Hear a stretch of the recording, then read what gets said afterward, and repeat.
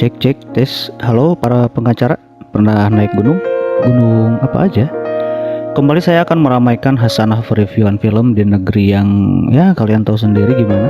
Film kali ini menceritakan seorang yang sudah bosan dan muak dengan kehidupannya sebagai tentara Amerika yang bertugas di Israel. Mungkin tugasnya nyeplokin Palestina. Yaitu yang bernama Yosi. Akhirnya dia pun pergi ke Bolivia untuk berpetualang, mencari suku pedalaman, harta karun, dan apapun itu yang ada tantangannya. Di tengah perjalanan, Yosi bertemu dengan seorang yang bernama Markus dan beberapa orang yang sama seperti dirinya, yaitu para backpacker. Markus adalah seorang guru di Swiss yang sedang berlibur. Tapi sebelumnya terima kasih kepada kalian yang sudah support channel baru ini hingga akhirnya ada iklannya. Lumayan buat nambah-nambah beli susu bro. Oke, bagaimanakah alur cerita film Jungle ini? Check it out. Yosi dan Markus pun berkeliling melihat keindahan kota. Tiba-tiba Markus bertemu teman lamanya yang bernama Kevin. Markus Kevin. Kok kayak ganda putra idola saya ya? Dia seorang fotografer profesional yang sedang hunting foto di sana. Akhirnya mereka bertiga pun semakin dekat dan akrab.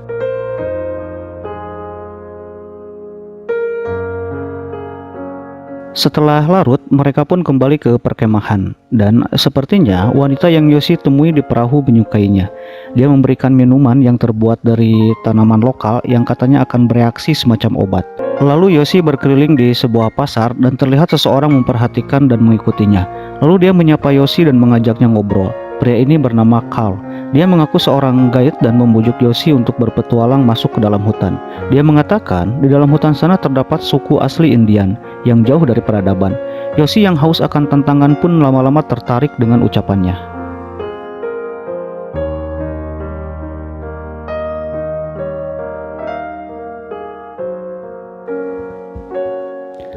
Lalu Yosi mengajak kedua temannya untuk bertemu Carl. Carl langsung menjelaskan rute perjalanan mereka. Kevin dan Markus sepertinya ragu untuk melakukan perjalanan, tetapi Yosi terus meyakinkan mereka.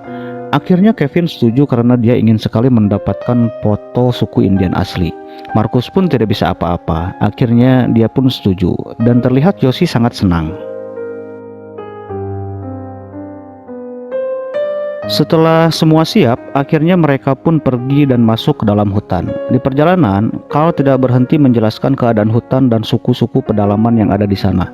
Pertama, mereka akan mengunjungi suku Toromonas. Setelah itu, mereka akan berjalan lagi jauh ke dalam hutan menuju suku Indian asli. Keesokan harinya, mereka melanjutkan perjalanan dan tak berhenti sampai malam tiba. Ternyata, malam itu turun hujan. Di tengah guyuran hujan, mereka terus berjalan sampai akhirnya berhenti di suatu tempat dan beristirahat. Singkat cerita, mereka sudah hampir seminggu di dalam hutan dan tetap berjalan. Terlihat Markus sudah sangat kelelahan dan hampir tertinggal. Ternyata, kaki Markus penuh dengan luka akibat perjalanan itu.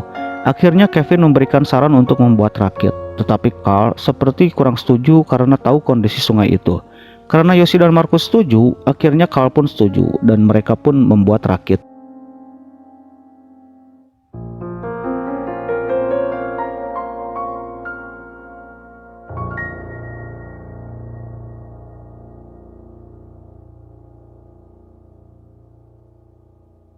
Setelah semua siap, akhirnya mereka pun mulai mengarungi sungai dan Carl terlihat sangat tegang. Sampai akhirnya mereka masuk ke dalam jeram yang lumayan deras. Carl yang dianggap sebagai kapten pun tidak jelas memberikan instruksi kepada yang lain, sampai membuat Kevin kesal dan terjadilah perselisihan. Akhirnya mereka pun menepi dan menginap semalam di sana. Keesokan harinya, mereka bersiap untuk berangkat, tetapi Carl seperti tidak mau pergi menggunakan rakit itu.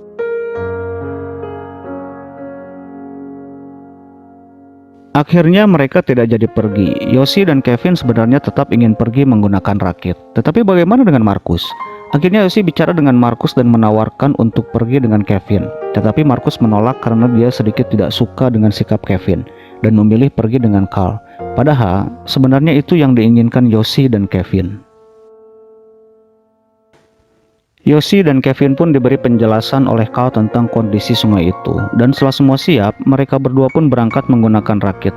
Sementara Carl dan Markus menggunakan jalan darat. Dan nantinya mereka akan bertemu di satu titik.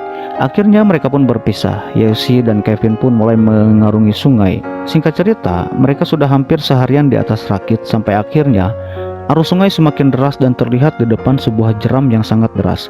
Mereka pun berusaha mencapai daratan, tetapi gagal, dan akhirnya terbawa arus sampai ke dalam celah batu yang dikatakan kal. Beruntung mereka tersangkut di sebuah batu.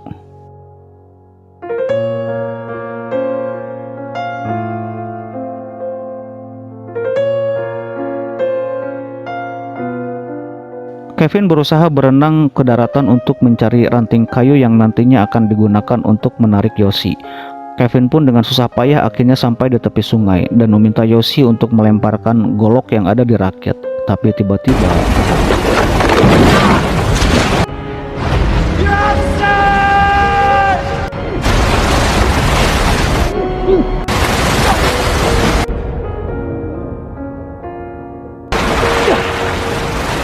mereka berdua pun akhirnya terpisah. Yoshi dengan sisa tenaga berusaha memanjat tebing batu untuk sampai di atas. Walaupun dalam percobaan pertama dia sempat terpleset dan hampir jatuh ke sungai.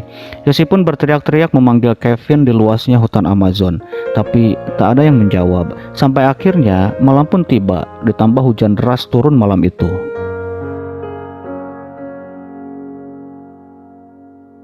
Ketika bangun tidur, Yoshi mendengar suara tong-teng terang dari arah sungai. Ternyata itu adalah ranselnya yang dia simpan di rakit hanyut baru sampai di sana. Mungkin sebelumnya tersangkut. Yoshi pun berusaha mengejar ransel itu dan mendapatkannya, lalu memeluknya seolah itu adalah dewa penolong baginya saat ini. Yoshi pun memakan suplemen dan mulai berjalan ke arah hulu sambil memanggil-manggil Kevin. Tetapi tak ada yang menjawab. Sampai akhirnya dia benar-benar sadar kalau dirinya sudah tersesat jauh di dalam hutan Amazon. Tak terasa sudah 1 minggu Yoshi tersesat dan dia tetap berjalan menuju ke sebuah tempat yang ada di peta. Walaupun dalam hatinya Yoshi tidak tahu tempat itu ada di mana. Pada suatu malam, Yoshi terbangun karena dia mendengar suara Marcus memanggil-manggil. Dan ternyata itu hanya halusinasinya saja. Yoshi merasa ada yang memperhatikan dirinya dari semak-semak malam itu. Dengan wajah yang sangat ketakutan, lalu dia mengambil racun serangga dan korek dan memperhatikan semak-semak di depannya. Sepertinya di sana ada seekor harimau atau singa mungkin yang akan menerkamnya. Lalu dia menyemprotkan racun serangga ke api dan terdengar si harimau menjauh. Serem bro. Keesokan harinya, benjolan di kepala Yoshi semakin besar dan sesuatu bergerak di bawah kulitnya. Lalu dia mengambil pinset dan merobek kulitnya lalu mengeluarkan hewan seperti cacing penghisap darah yang bersarang di jidatnya. Kasihan sekali lihatnya. Saya sampai ngilu ngelihat momen ini. Yoshi pun kembali berjalan menyusuri hutan tanpa tahu arah mana yang akan dia tuju. Lalu dia menemukan 2 butir telur burung. Terlihat dia pun sangat bahagia karena belum menemukan makanan. Ketika dipecahkan, ternyata telur itu sudah menjadi janin burung. Karena tak ada pilihan dan makanan, Yoshi pun memakannya. Sebel lihatnya. Akhirnya dia pun kembali istirahat dan membuka sepatunya. Lihat bro, kakinya penuh luka. Keesokan harinya dia pun kembali berjalan dan menemukan jejak sepatu. Lalu dia terlihat menemukan harapan dan memanggil-manggil Kevin. Tetapi dia melihat cangkang telur yang kemarin dia makan. Ternyata jejak sepatu itu adalah jejak kakinya sendiri. Dia pun marah-marah sendiri karena kesal. Karena yang seharusnya dia tetap menyusuri sungai, jangan masuk ke dalam hutan. Tak terasa Yoshi sudah 14 hari tersesat. Malam harinya, hujan pun turun dengan lebat dan badai pun sangat kencang. Yoshi berusaha mencari tempat berlindung dan akhirnya dia berlindung di bawah batu dan memegang sebuah buku kecil yang sepertinya itu kitab sucinya. Yoshi pun berusaha tidur dan tiba-tiba dia berada di sebuah kasino dan memenangkan judi. Dia pun masuk ke dalam kamar dengan seorang wanita yang langsung mengguyurkan arak ke wajahnya. Yang ternyata tempat tidur Yoshi sudah dipenuhi air dan hampir banjir. Suwe.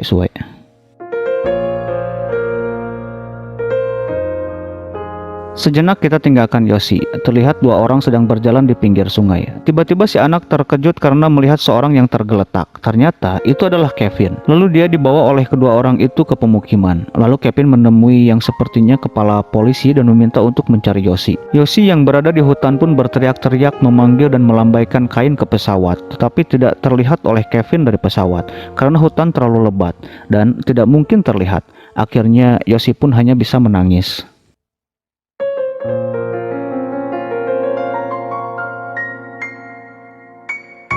Kevin pun meminta kembali kepada si kapten untuk kembali mencari Yoshi. Tetapi si kapten mengatakan bahwa kalau ada orang yang tersesat di hutan lebih dari 2 minggu, dia pasti sudah mati. Tetapi entah kenapa Kevin sangat yakin kalau Yoshi masih hidup. Akhirnya si kapten menyarankan menemui seseorang yang bernama Tiko. Tiko ini adalah orang yang sangat hafal dengan lokasi dan seluruh sungai di hutan. Kapten Tiko pun menolak karena kalau ada orang asing yang tersesat di hutan, pasti dia sudah mati. Kevin pun berniat membeli perahu Tiko. Akhirnya Tiko pun sepertinya bersedia membantu karena melihat keyakinan Kevin, dan mereka pun pergi menggunakan perahu ke dalam hutan. Yoshi tiba-tiba mendengar sesuatu dari balik pohon dan ternyata di sana ada seorang wanita yang sepertinya seorang suku pedalaman. Tapi entah kenapa dia sendirian. Mungkin dia tersesat atau terpisah dari kelompoknya. Yoshi pun terlihat senang karena sekarang dia tidak sendirian. Malam harinya mereka pun tidur dan Yoshi menjaga si wanita itu.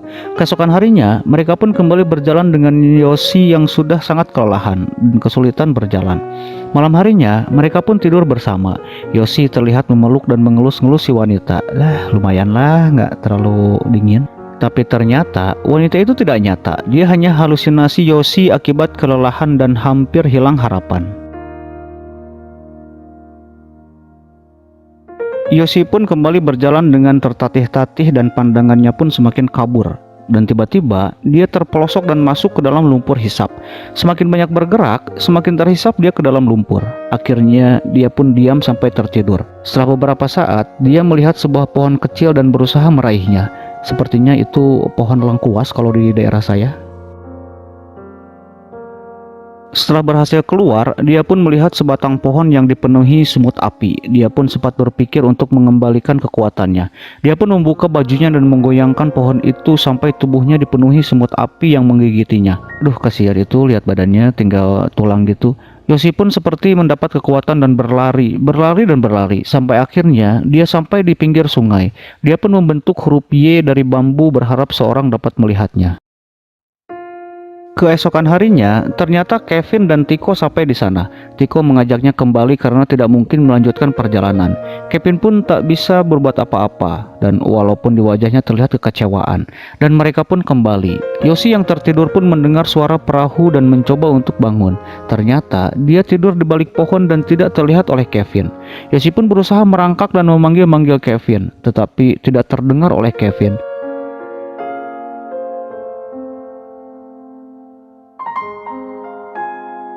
Sebelum Kevin menghilang di balik semak-semak, entah kenapa dia ingin kembali melihat ke tempatnya semula. Dan terlihat Yoshi ada di sana berdiri dengan tubuh yang sangat kurus. Aduh, ya Allah, lihatnya nih. Kevin pun berlari dan langsung memeluk Yoshi. Sumpah terharu banget saya. Karena ini film yang diangkat dari kisah nyata. Mungkin kejadian aslinya tidak terlalu jauh beda dengan ini. Dan akhirnya mereka pun pergi dari sana.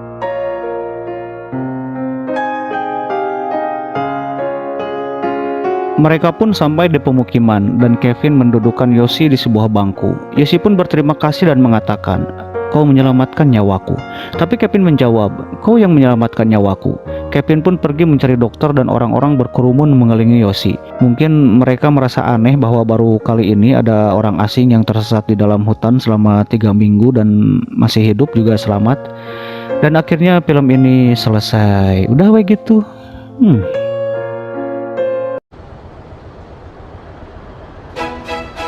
Di akhir film terlihat sebuah kredit yang mengatakan bahwa Carl dan Marcus tidak pernah ditemukan. Dan juga Carl ini merupakan seorang ODP yang sebelumnya pernah membawa turis ke dalam hutan. Dan turis itu hilang. Inilah foto-foto Yoshi dan Kevin setelah mereka selamat.